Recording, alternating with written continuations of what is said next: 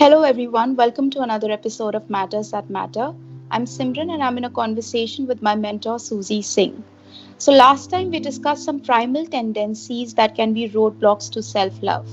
Today, Susie, I want to ask you, are there any other practices that are important to strengthen our self love? Yes, they are. And to keep receiving answers to your life's complex problems, please subscribe to this channel. Today, we're going to be discussing self love practice of unburdening yourself. Does your life feel like it's become too mechanical and boring?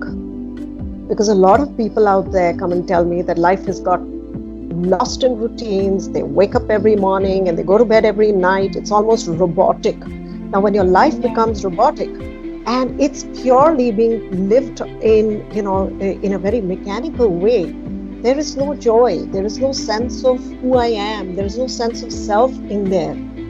And one tends to get lost in the multiple roles that one plays. So you could be a mother, a sister, a daughter, an executive, and you're playing all of those roles and trying to be so efficient or trying to do all of those roles so well that somehow you seem to lose your own identity. Yeah. And men who are multitasking and they are trying to, be very ambitious about their careers, and they are, trying to fulfill all of their family's needs and their children's desires and the best schools and the best holidays and all of that, they seem to have sort of dedicated their lives entirely to success and the symbols of success.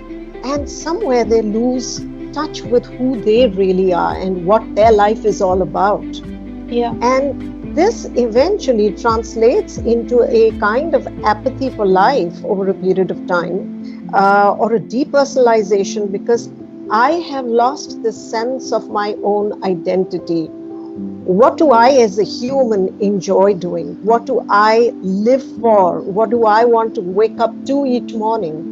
Those things seem to have sort of blurred or gotten lost somewhere in life. And it is so important for us to unburden our lives and to actually examine if that list of things that I have to do or that I need to do is way, way longer than the list of things that I want to do or things that I enjoy doing. It is essential for us to be able to strike some kind of healthy balance between these two lists. Right. And in most of our lives, that balance does not exist. A simple way to evaluate that is to ask yourself, where on my list of priorities do I feature? And I wouldn't be surprised if our answer to that is very often that I am pretty much in the last rung, if not at the bottom of that list. So the important thing is to lift yourself up from the bottom of that list and put yourself right on top. Of course, everything needs to be done in our lives. There are responsibilities we have, there are commitments we have, there are duties we need to take care of. But there also needs to be my life somewhere in the middle of this whole thing. Do I have a sense of the things that I am passionate about? Do I recall what my childhood dreams were?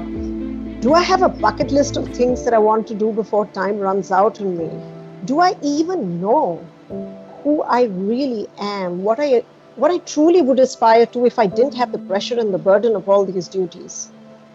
Discovering that hidden self and who I am is incredibly important to enhancing your own self-love, because you can't love yourself if you don't know who you are and what you love doing, right? I mean, there's a direct correlation between those things. And loving yourself is very much like romancing your life. How can you romance your life if you're not aware of the things that give you joy? Not because you're doing it for somebody, not because it earns you money, but because it fills your soul. Right. It gives you a reason to wake up in the morning. It puts the spring back in your step. I remember there was I met this gentleman who had come to me because he was suffering from a whole host of issues. And he actually mentioned, when I asked him what he does for himself, he said he hadn't taken a day off in 30 years. not a single holiday. And he was quite surprised when I asked him that question because he had no idea. He said, "What do you mean by what do I do for myself?" That question was bizarre for him Yeah. because we are so caught up. We identify with the work that we do. Yeah. We identify with the roles that we play. And once we grow up and go past our teen years, somehow there is, and particularly when we start raising a family, we completely Hmm. lose sense of ourselves. Right. So loving yourself, a very important practice is to reclaim your own self, to reclaim the person that you are beneath the burdens of life. Hmm. And that is a very, very important and powerful practice that I would Right. urge everyone to spend some time reflecting upon and asking themselves, how can I restructure my lives in a way where I am fulfilling my responsibilities to others, but also to myself? There is this other very common belief that I notice in people. And I see a lot of glorification of self sacrifice that happens all around us. Where self love or even talking about yourself in a positive language is seen as you being very self absorbed, or self love is seen as being selfish, whereas self sacrifice or self deprecation as is seen as you being humble. Self love as arrogance and self deprecation as humility. So if somebody has this belief, and struggles to, or has made it a habit to deprecate themselves just to appear humble, how can they get past that? I think it's important to understand that a lot of these self sacrificing beliefs come from an era when patriarchal practices were supreme, or when we looked at society as a whole, there was a need to control people. These are controlling and manipulative kind of ideas so that people can be contained and they're never free. If I find myself free from all these oppressions of thoughts and ideas and beliefs, then I am not going to be answerable, or I will not be a follower. I will become the leader. I will lead my own life. Yeah. And we have been shackled. Our wings have been clipped with these ideas. Yeah. And the whole idea of self love is to reclaim those wings. So, to answer your question about self love practices being perceived as selfish, I think the distinction is important that when I practice self love, I am actually being not just loving to my own self, but to others.